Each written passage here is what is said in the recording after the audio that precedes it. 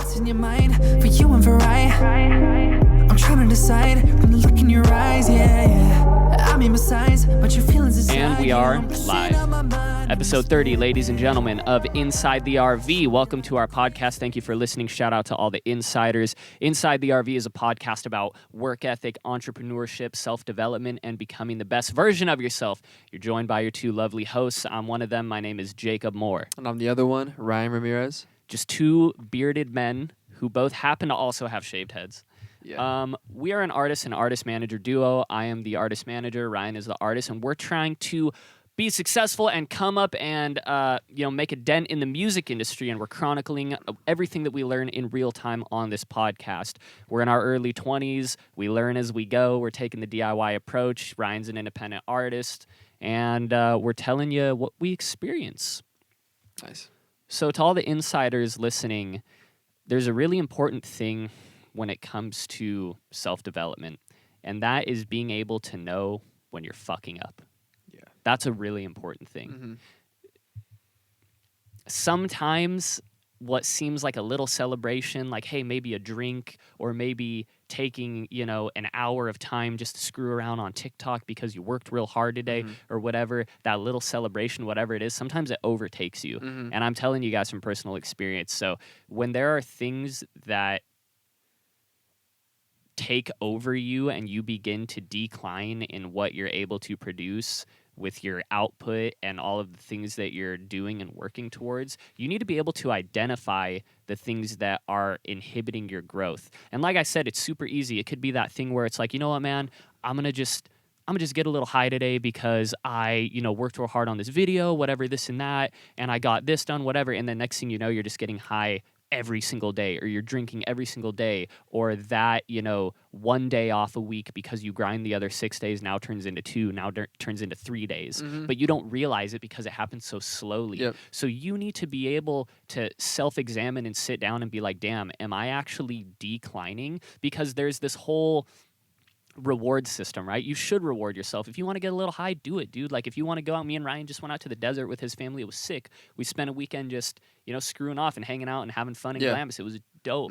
But it's like, if we went out there every single weekend and that took over and that's what became most important, we're looking so forward to it. Oh, I can't wait. That's a problem. Yeah. And so I've been experiencing a lot of things like that lately, where I'm noticing that these things that aren't really driving me forward are kind of overtaking me. I think one, it's kind of like me reacting to how you and I both have been feeling like shit over the past couple months. If you haven't been listening, like, Ryan and I have just had a couple hard months. Like, I didn't really feel like his career or my career was really growing.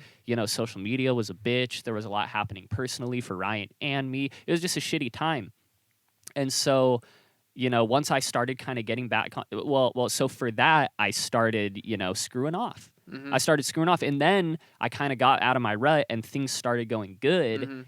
And then I started celebrating. Oh, things are going good again, man. Yeah, let me go out and get a drink. Yeah, let me go to the beach this day. Yeah, let me spend the whole day doing this. And then next thing I know, I'm not even, putting anything out. I'm not even really doing any work. So, and I think that happens to tons of people. You constantly got to put yourself in check, dude, because unless you have a great team, even if you do have a great team like I do, like with Sticks and Ryan, where they'll tell me like, yo, Jacob, like, this is what you need to work on. This is how you're performing. This is what you got to do. You got to give yourself a performance analysis, because no one's going to hold you to a high standard except yourself, dude. The way I see it is like, all right, like, however much you want to play and screw off, quote unquote, like, be prepared to match that with an equal level of discipline. I think that's like a good way to look at it, because I think something that you really taught me is like, you gotta let yourself play sometimes. You can't be so in chains with things, and I think there's a lot of truth to that. But I've let myself do that a lot recently, and it's like, now I'm realizing, okay, well, that's cool, but be prepared to match yourself with that same level of discipline. You know what I'm saying? That'll match it. So that way you're not sliding. Because you got to, like what you said, watch for that slide. That slide can come up like sneakily. Yeah. And then out of nowhere, you'll just realize a few months later, like, damn, like I was sliding, like I was declining. And that goes with that whole like rule of like the compound effects. that shit compounds. Yep. Everything compounds in your life. Like no matter like if you like it or not, like things are compounding either bad, like for bad or for good for you. So it's like, I think self-awareness about that is like the most important thing about like entrepreneurship in general, and just like trying to be like a better, like developing yourself. Like that self-awareness is, I think, the hardest part, but the most crucial, because most people, including myself at times, you know, are very scared to look at themselves in the mirror and say, and be honest and be like, you know what, I'm sliding. You know, especially if you had a good run for a long time and you kind of built this reputation in yourself of like, I've been killing it. Yeah. And then you kind of start, you know, declining, quote unquote, for the next few months. And it's hard to like look at yourself and be like, yeah, I'm fucking up now. Yeah. You know what I'm saying? Especially if you have that ego that you built for like doing good, you know? Yeah. Yeah. When you're embarking on entrepreneurship, you got to understand this too. And this is something that I brought to Ryan a couple weeks ago. You're also, as you embark on, you know, in entrepreneurship, you're also embarking on a self-development journey. Yeah. When you reach success is going to be an entirely different version of you than when you started. And part of knowing that is understanding that you're going to go through tons and tons of changes. It happens to me every day. That's why we have this podcast. Yeah. We're on episode 30. This is 30 weeks. Crazy. Yeah. Dope. Shout out to everybody listening. This is 30 weeks in. I'm a completely different person than from episode 1. And that was only, you know what, there's 4 weeks in a month. How many months ago was like that? Probably like 7 months, 8 months. Yeah. I'm a completely different person, dude. Like mindset, physically, you know, I may be a little more buff and handsome, but you know, no, mostly mindset and personal development and everything. And so you have to be conscious of the fact that you're on a self-development journey and that you're going through a process, because when you're conscious of your journey, you can then stop and perform an analysis on yourself, on your performance, on your output, and on the good and the bad. And I think that goes in with like fulfilling your own destiny, and the fact that like in the sense that change is inevitable. Things are going to change. You're going to change. Like everybody's going to change like over time. Like I don't remember the 8th grade me. Like I'm a way different person now, but it's like I still like to an extent had a control of like what that change would be by like directing my focus to like what it is that I wanted to change into.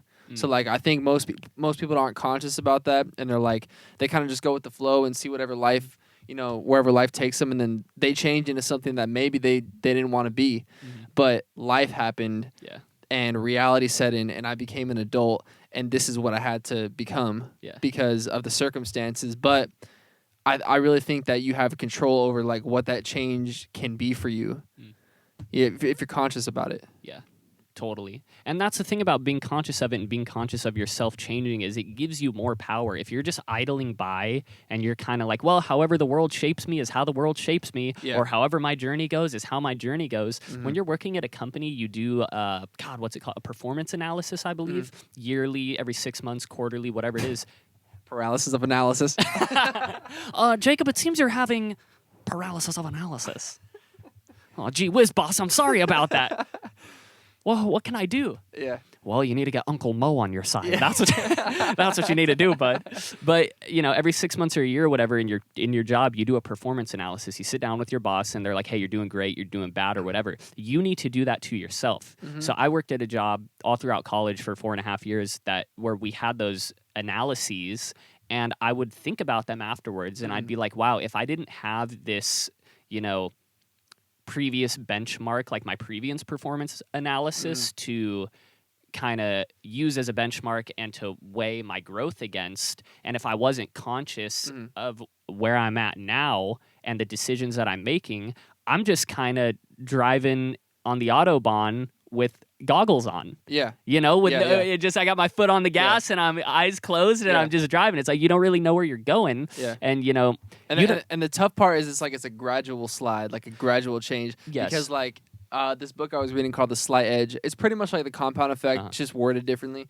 But basically like he drew a graph, and it was just, I don't know if you could see like on the video, but like you draw a line, and basically like if you angle 1/4 this way of an inch, like obviously for a while like these two paths you could take are going to be like pretty similar for a long time. Mhm. But slowly they spread out and they change and shit. That's like when you see like your friends who you're friends with like in the 8th grade. You guys are or we were probably like all the same like for a few years and like the same paths and stuff. But then all of a sudden you look you catch up with them like 7 years later and it's like, oh my God, like we are completely different. Yeah. Like that's crazy. So you're saying if you have two lines, one on top of the other, horizontal lines. Let's just put an image in people's heads. You have two horizontal lines. One is above the other one. They're not perfectly parallel. They're 1 degree off. One small degree off. And that's like the daily degree, we'll say. Okay. Yeah. And as those lines grow and move to the right, they extend to the right. When you zoom out and you look at them as they move to the right, you zoom out They curve way two different big ways. and they eventually become very, very far from each other. Yeah. Wow. That's a scary concept because, you know, that's how you know like it can catch up to you and that's when it's like, oh, like if I just chill this week and I've earned it. It's like those little things that just like add up over time, but I think there's a way to look at that in a healthy way and not be so like caged in with it. But I think just being conscious, cuz nobody's perfect, so no one's going to have the perfect graph for themselves, but it's like at least just being conscious about it and being honest for yourself the majority of the time, like I think you're setting yourself up to win. Yeah.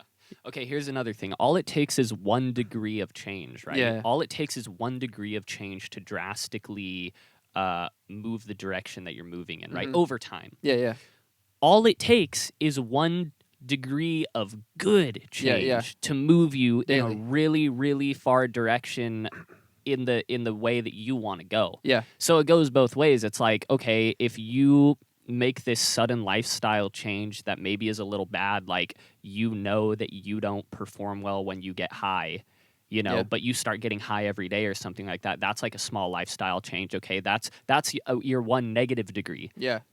You know, maybe you lose confidence when you get high or whatever it is, you know, or you can't think straight. If it's negative for you. If it's negative for you, exactly. I know some people who get super faded and they kill it. It's like beyond me how they do that. You know, that's a skill in itself. But I'm saying, for example, let's say you're one of those people who you get high and you're just terrible at doing things or whatever it is. That is 1 small degree that over time is going to compound and push you in the wrong direction. But let's say that a completely new example, not using the person who smokes weed. Let's say that when you work out, you feel amazing. Your brain fog is gone. You feel confident. You're glad that you worked out. You do physically and mentally and emotionally feel healthy.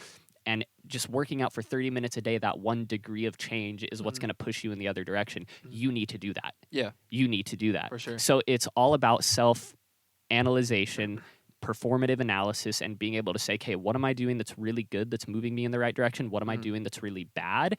And what is there in between that I, as a human being who wants to maintain their sanity, what is something kind of in the middle of the good and bad that I have fun with? So something with that is like going out and getting a drink. Like after you and I have a great day of like killing it, like everything's going great, I do not mind it all going to Ballast Point and having a couple beers and loving that. Yeah. You know what I'm saying? Sure. But so that's kind of in the middle. It's not good, it's not bad, but it can be bad. It's like, but it's just that honesty with yourself, though. Like Exactly. you know if it's bad for you or good for you. Yeah. Or if you can manage it. You know. Now, what I'm if saying? I'm doing that every day, not using it as a reward system, and I'm just using that because I like doing it, then that is one of those degrees of change that's pushing me over time into a negative direction, and it will compound. Yeah. And what I'm realizing too is like the most important thing is like consistency.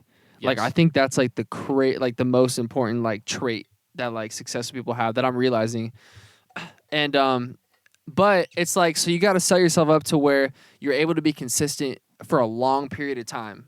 So to do that, you can't overwhelm yourself with like a crazy amount of tasks every day, which I was doing that. I was doing that, and it was honestly screwing me up because now I'm kind of at a point where I'm like, I'm kind of burnt, to be honest. Like I'm pretty burnt doing it. So now it's like I'm in a state in my life where I'm learning like, okay, don't do too much. Just do enough each day to where it's going to push you forward in the right direction. You know, like, even if it's just like, 10% forward a day or whatever, like whatever it is. Like just that small change, like what we're saying, is going to be way better and keep that consistent over time and do it every day rather than like trying to fill my whole day with like shit that I'm trying to get better at. It's like, yeah.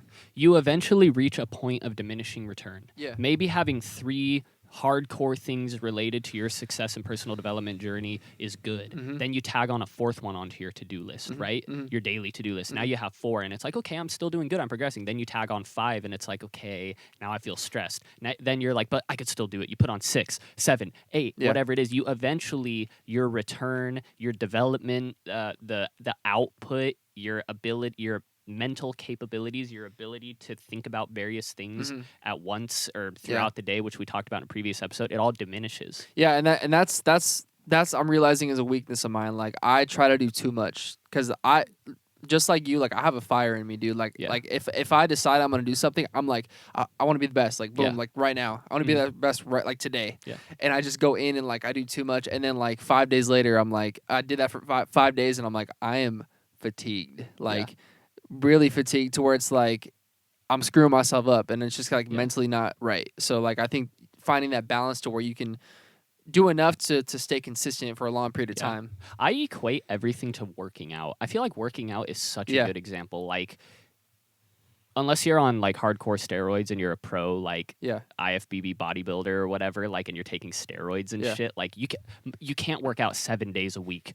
2.5 hours in the gym. No one can do that. Yeah. Like you have to give yourself time to recover. Yeah. So it's the same thing with the tasks that you're doing and the mental and physical energy that you're affording to whatever you're doing, right? So like people who go to the gym will lift 4, 5, maybe 6 times a week. If they do lift 7 times a week, it'll be like a moderate exercise and they give themselves a rest time, right? A rest period where they're able to like get their brain back together, get their body back together, and then they can come and hit it hard. If people were working out 7 days a week for 2.5, 3.5 hours or whatever, you just can't do it. Maybe the first week you can, and that's what you were getting at. Hey, maybe your first 7 days in the gym, you're killing it. Yeah, but good luck doing that for 2 years, 3 years. And I've realized like it's better to do that, like, and have that gym approach to where it's like, how can you do this like over a long period of time and like give yourself rest days like in between all that to where it's like it's consistent instead of having like a great block of like 6 months of like killing it, but then the next 6 months is like I'm sucking because like, you know what I'm saying? Like I think it's better to have it like more consistent like you gotta zoom out on the graph, right? Yeah. Like when you look at the graph of your success, you want it to be up and to the right. Right? Yeah. But when you zoom in, what you're going to see are these individual little ups and downs. And that's just how it goes. You know, but when you zoom out, you're going to see this graph that goes up and to the right. So it's like you can optimize the graph to go up and to the right with as few ups and downs as possible by having consistency, right? So you're going to have a ton of ups and downs if you grind for 2 months and then you burn yourself out. So if you're going super hard for a month and then you burn yourself out and you're off for a month and a half or 2 months or whatever, that's just more ups and downs and less consistency in the graph. When you could just build a really, really good routine that isn't too strangling on your creative freedom and your freedom in general, and you just have a consistent path that's up and to the right. Yeah. And it just comes down again to of like, if you want to be on, you got to know what contributes to you turning off. Yeah. Like, so if that drink like every week or two to celebrate this milestone or whatever turns into you drinking daily, over time, like we said, it's going to compound and it's going to turn into a negative thing, and that's going to contribute to you turning off because suddenly you're attracted to this other thing that isn't what you were originally grinding on. So it really is important to analyze yourself and your own performance. And here's another thing. No one's opinion and feeling matters more than your own, right?